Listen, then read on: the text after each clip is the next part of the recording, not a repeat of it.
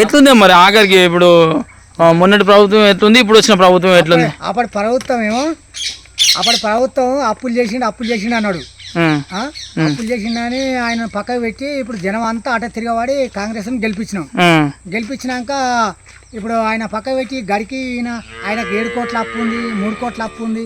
ఇదే ఎప్పుడు ఎందుకు ఆ చెప్పకుండా నిన్ను గెలిపించినాం కాబట్టి అవన్నీ పక్కకు పెట్టి నువ్వు అప్పు తీర్చిపాటు ఏం చేస్తావు? మాకు జనానికి సహకరించాలి.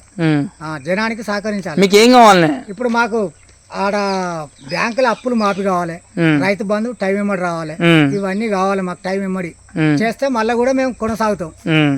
అట్లా ఇవన్నీ కావాలని కోరుకుంటున్నాం మేము.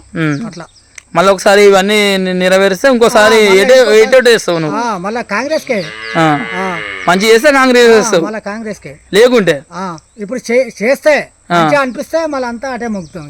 లేకుంటే మళ్ళీ ఇక వేరే ప్రభుత్వం పోతూనే ఉంటది. ఇక రేవంత్ రెడ్డిని కేసీఆర్ పంపించినట్టు పంపిస్తారు. మరి ఇక పంపిస్తారా ఇట్లా? జనంలో కరెక్ట్ లేనిది జనానికి పని చేయండి. ఇక నువ్వు చేసేలా చేయకేంలో